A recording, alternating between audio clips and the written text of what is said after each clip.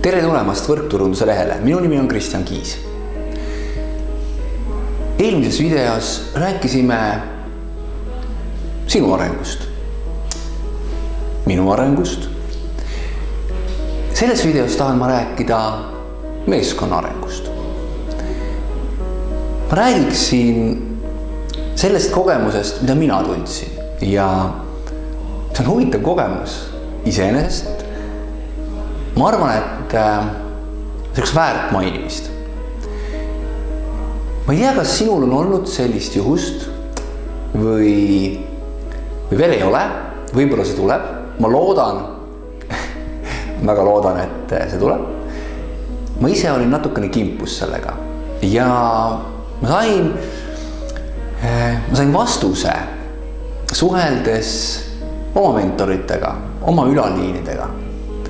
Nimelt, ma olen nüüdseks siis olnud ühe kindla võrkturundusettevõttega seotud rohkem kui 3,5 aastat.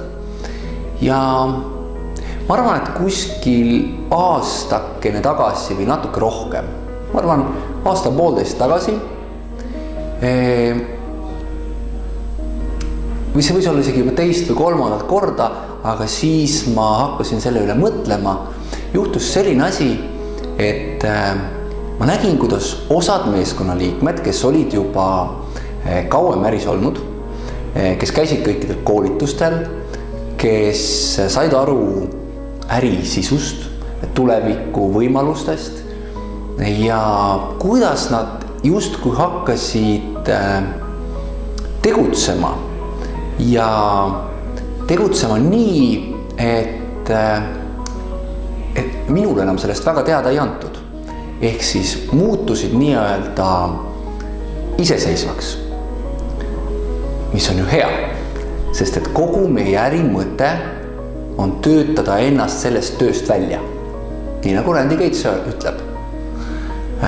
Ehk siis, aga ma ei mõistnud seda. Esimestel kordadel ma sain isegi natukene sisemiselt pahaseks, sest ma ei saanud aru, mis toimub. Kuid mõte oli selles, et toimus see, mida tegelikult me siin elukutse juures võiksime soovida, et juhtuks kohe esimeste aastate jooksul. Aastate jooksul on hea öelda, et inimene võtaks äri eest vastutuse iseendale. See on tema äri, kõik, mis algab temast, siis seal peaks olema tema vastutus. Ja ülaliin peaks olema ainult see, kelle juurde minnakse, kui on mida küsida. Kui enam nii-öelda süsteemist päris täpselt võib olla, süsteem töötab, aga süsteemist jääb väheks, oleks vaja juurde nõu küsida.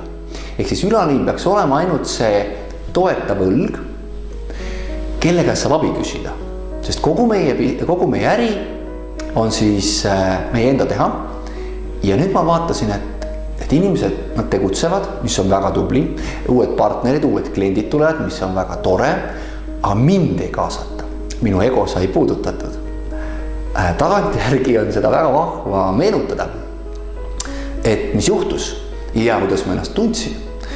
Kuid sellest hetkest, kui ma aastakene tagasi sellest aru sain, peaaegu aru sain.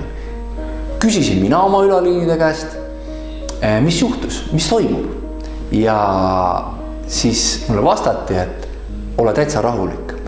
See on just see, mida sa tahad, et sinu äriga juhtuks. Kui inimesed sinu meeskonnas töötavad süsteemi järgi, tegutsevad järjepidevalt, lähevad edasi ja ei vaja enam pidevalt sinu abi. Ehk meeskond kasvab ilma selleta, et sina seal juures oleksid. See ei ole kindlasti koht, kust nüüd tuleks ise tagasi tõmbuda, jääda loorberitele, kuid see on koht, kus sa saad aru, et sa oled midagi õigesti teinud ja süsteem töötab sinu eest. Ehk kui sinu meeskonnas peaks juhtuma nii, et inimesed tegutsevad, käivad koolitustel, toovad kliente ja partnerid, löövad heas mõttes ise endale rusikaga vastu rindu ja ütlevad, jess, see on minu business, see tunne uhkust, see on hea tunne, meeskond kasvab ja areneb.